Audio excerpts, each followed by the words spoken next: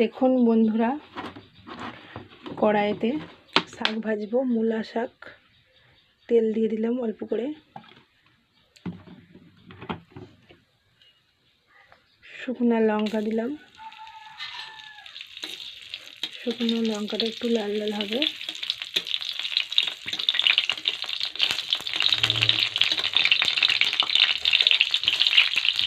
এখন বন্ধুরা কেমন ফুটছে, লাল হলে আমি শাকটা দিয়ে দেবো।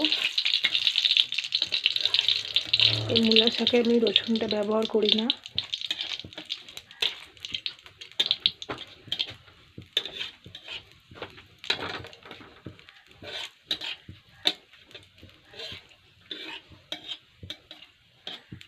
লাল হয়ে গেছে,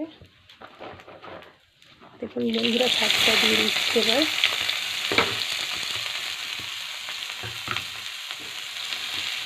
একটু নাড়বো, পুড়ে যাবে। সিদ্ধর সময় রসুনটা দেওয়া আছে।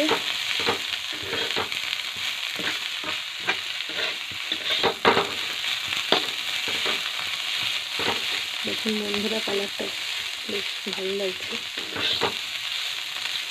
একটু নেড়ে নেবেন। অল্প পরিমাণে চিনি দেবেন, মূলা শাক না হলে ভালো লাগে না। চিনিটা একটু ছড়িয়ে দেবেন, একটু উল্টে পাল্টে নেবেন। চিনিটা একটু গলে যায়। এই রেসিপিটা বানিয়ে করে খাবেন, দেখবেন শর্টকাট, খুবই ভালো লাগবে।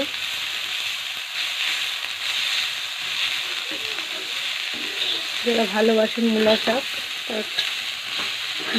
বাড়িতে এটা বানিয়ে খাবেন, খুবই ভালো লাগবে। শীতের সবজি।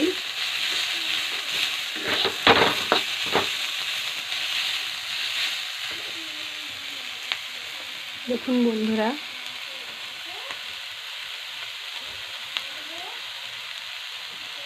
একটু নেড়ে চেড়ে নেবেন, তাহলেই হয়ে যাবে। 5-10 মিনিট আমাদের শাক ভাজা তৈরি হয়ে যাবে। কিন্তু সবাই পারবে তার জন্য নেই।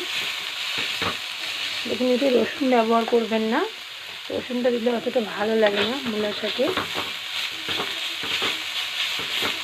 আমরা তো বাট খাই না, কিন্তু আপনারা চাইলে দিতে পারেন।